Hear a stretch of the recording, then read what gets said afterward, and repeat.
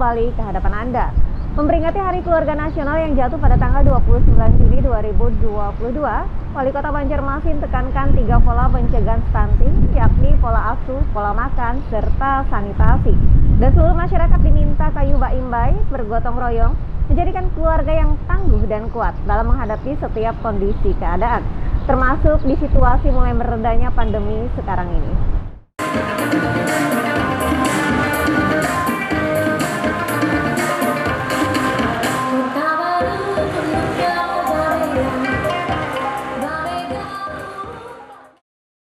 Pemerintah Kota Banjarmasin memperingati Hari Keluarga Nasional yang jatuh pada tanggal 29 Juni 2022. Peringatan yang berlangsung di lobi Balai Kota Banjarmasin tersebut selain dihadiri langsung Wali Kota Ibnu Sina, juga dihadiri Wakil Wali Kota Arifin Nur dan jajaran Forkopimda. Pada kesempatan itu Wali Kota memaparkan momentum Hari Keluarga Nasional ini harus dijadikan motor pendorong percepatan pencegahan stunting di Kota Banjarmasin. Disebutkannya keluarga adalah benteng utama dalam upaya pencegahan stunting di setiap fase kehidupan. Untuk itu setiap keluarga harus memahami pentingnya menjaga tumbuh kembang anak. Wali Kota memberikan beberapa pola untuk bisa mencegah stunting, di antaranya pola asuh, pola makan, serta sanitasi. Di Kota Banjarmasin sendiri menurut Ibnu Sina ada beberapa kelurahan yang kasus stuntingnya cukup tinggi.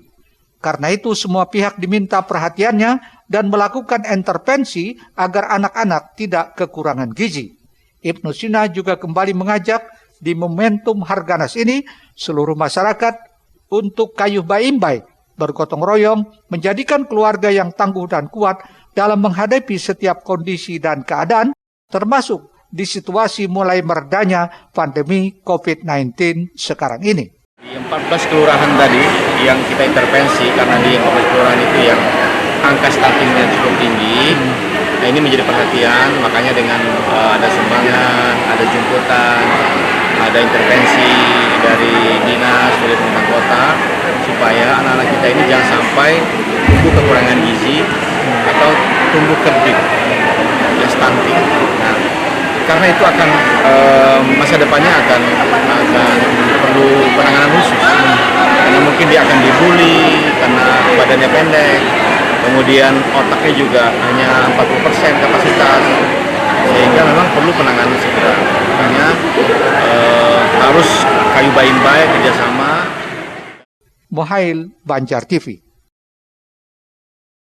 Selanjutnya pemirsa, guna menindaklanjuti permohonan RSUD Ulin Banjarmasin, Dinas Perpustakaan dan Kearsipan Kalimantan Selatan menyerahkan 980 eksemplar buku yang berkaitan dengan dunia medis. Sementara itu, Dinas Perpustakaan dan Kearsipan Provinsi Kalimantan Selatan juga menyerahkan bantuan 980 eksemplar buku kepada Rumah Sakit Jiwa Sambang Leho. Dinas Perpustakaan dan Kearsipan Kalimantan Selatan menyerahkan 980 eksemplar buku kepada Rumah Sakit Umum Daerah Ulin Banjarmasin atau senilai Rp91.241.474. Penyerahan alih status penggunaan buku tersebut merupakan tindak lanjut dari permohonan RSUD Ulin Banjarmasin sejak Desember 2021. Penyerahannya dilakukan Kabid Bidang Pelayanan dan Kerjasama Wildan Ahyar kepada Kabid Akuntansi RSUD Ulin Banjarmasin Faisal Rumarsi. Diharapkan penggunaan buku ini dapat menambah bahan pustaka di perpustakaan RSUD Ulin Banjarmasin. Harapkan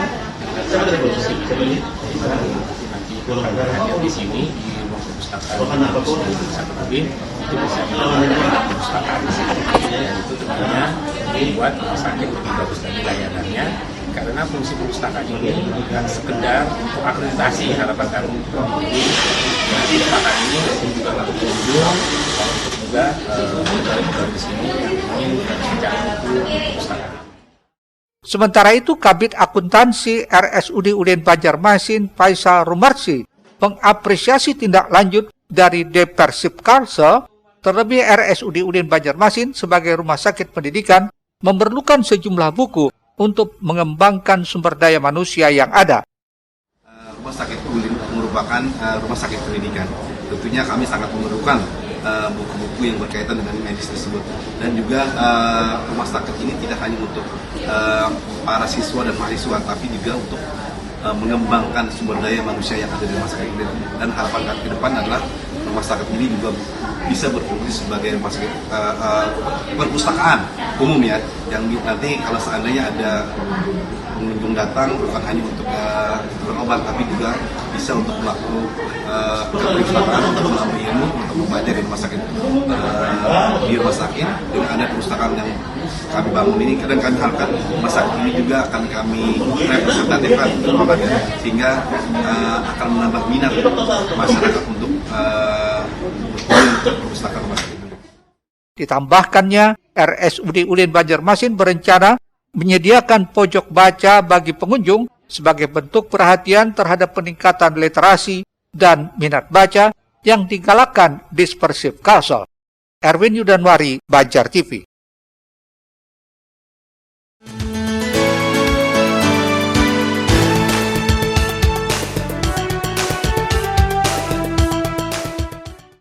Selain RSUD Ulin Banjarmasin, Dinas Perpustakaan dan Kearsipan Kalimantan Selatan juga menindaklanjuti permohonan dari Rumah Sakit Jiwa Sambang Lihum terkait penyerahan alih status penggunaan buku.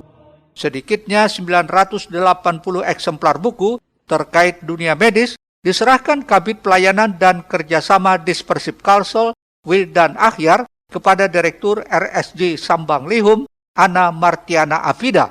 Menurut Ana, tindak lanjut dari Dispersif Kalsel ini sangat diapresiasi karena kehadiran buku-buku ini dapat membuka jendela keilmuan pegawainya agar terus berkembang dan mulai menyukai buku yang selama ini terlupakan karena pengaruh gadget atau gawai. Ini sesuatu yang sangat berharga karena semua isinya berisi keilmuan. Baik segala ilmu, ya ini ilmu objin. Walaupun di sini tidak ada ruang bersalin, tapi tetap aja bagus untuk kita baca. Banyak ternyata macam-macamnya, ada perawatan, ada ini. Itu membuka keilmuan kita supaya terus berkembang, supaya lebih cinta lagi kepada buku, dan yang selama ini terlupakan karena terlalu senang dengan gadget, dengan ini handphone. Kita kembali lagi lah ke buku. Kita lihat lagi, buka-buka lagi sedikit. Mungkin nanti Pak Wildan tadi bilang akan ada berkembang menjadi e-book atau yang lainnya. Syukur alhamdulillah. Sementara itu, Kabid Pelayanan dan Kerjasama Dispersif Kalsel Wildan Akhyar berharap dengan bantuan alih fungsi buku-buku ini bisa menambah pelayanan perpustakaan di RSJ Sambang Lihum.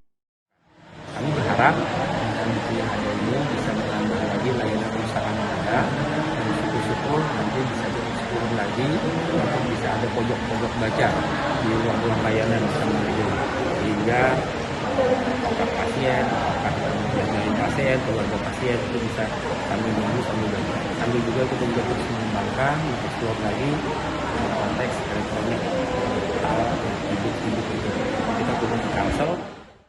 Diharapkannya RSD Sambang Lihum bisa juga menyediakan pojok baca di ruang pelayanan untuk dimanfaatkan pegawai maupun keluarga pasien yang sedang berkunjung. Erwin Yudanwari, Banjar TV.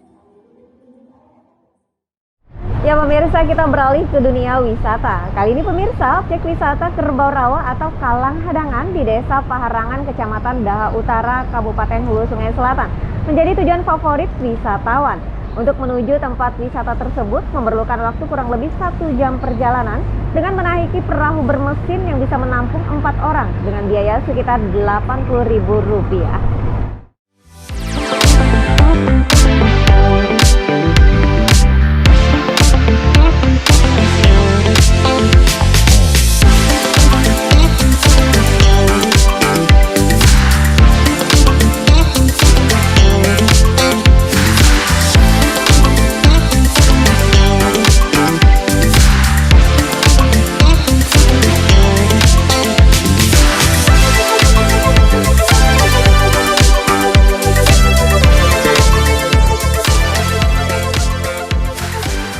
Desa Paharangan, Kecamatan Daha Utara, Kabupaten Hulu Sungai Selatan, semakin ramai didatangi wisatawan, terutama pada saat akhir pekan. Selain melihat langsung peternak memelihara kerbau rawa, para pengunjung disuguhi pemandangan alam yang indah serta aktivitas warga yang sedang mencari ikan. Apalagi saat pagi atau sore hari bersamaan terbit dan tenggelamnya matahari merupakan waktu melepas dan kembalinya kerbau rawa ke kandang atau kalang setelah sehari penuh berumput mencari makan. Wisata edukasi kerbau rawa atau Wetkawa ini sekarang dikelola kelompok sadar wisata Desa Paharangan, Kecamatan Daha Utara. Untuk menuju tempat wisata itu memerlukan waktu kurang lebih 1 jam perjalanan dengan menaiki perahu bermesin yang bisa menampung 4 orang dengan biaya sekitar Rp80.000. Salah seorang pengelola wisata, Roni Ramadhani, mengungkapkan sejak diresmikannya wisata tersebut, pengelola terus melakukan pembenahan dan melengkapi berbagai fasilitas untuk kenyamanan pengunjung, mulai dari membuat tempat santai, menyediakan berbagai hidangan, hingga fasilitas bermain untuk anak. Menurut saya tempat ini sangat luar biasa karena kita dapat melihat suasana di kawah yang mana luas, dan kita bisa melihat juga di sekitar sini kehidupan sosial ekonomi masyarakat, dan sangat menarik menurut saya. Alhamdulillah, kemarin kan waktu tanggal kalau nggak salah 14 Oktober Bapak Bupati sudah meresmikan di tahun 2021, dan antusias pengunjung alhamdulillah setiap Sabtu weekend ya, khususnya Sabtu Ahad, Sabtu Minggu itu di sini pengunjung sangat ramai. Pengunjung banyak menikmati keindahan alam di sini, khususnya yang ingin berwisata ke Kalang. Bupati HSS Ahmad Fikri mengingatkan agar usaha peternakan kerbau rawa di Daha Utara ini harus mendapat perhatian dan dukungan pihak terkait, seperti pelayanan kesehatan hewan di samping sebagai objek wisata. Beberapa minggu yang lewat kita memantau kelompok sapi berkaitan dengan korban untuk mencegah penyebaran KMKM. Hari ini juga kita melihat 3 titik kandang kerbau, dan banyak hal yang bisa akan kita lakukan ke depan. Berpendampingan terus bagaimana kerbau terpelihara dengan sehat. Dan setelah kita masuk ke daerah rawa yang luas, banyak hal yang mungkin bisa kita lakukan ke depan, memanfaatkan rawa yang luas. Dan saran tadi objek wisata juga di sana, ada pasar terapung, dan nanti akan kita pikirkan. Agar orang kesan tidak sekedar melihat kerbau, ada istirahat sejenak. Tadi kan istirahat sejenak kan ramai. Pas saya bilang Bu Joni tadi santai kerbau itu kalau bisa kan. Abdian Sakanangan melaporkan untuk Banjar TV.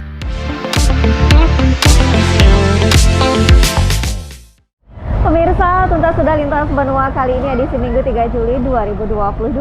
Semoga berita yang kami sajikan dapat bermanfaat untuk kita semua. Saksikan terus lintas benua selanjutnya hanya di Banjar TV. Pemirsa, saya Lianti serta tim redaksi berdiri dari hadapan Anda. Pemirsa, meskipun pandemi mulai mereda, tetaplah selalu menjadi generasi yang sehat, tangguh, dan kuat. Kalau bukan dari kita, siapa lagi? Wassalamualaikum warahmatullahi wabarakatuh dan sampai jumpa.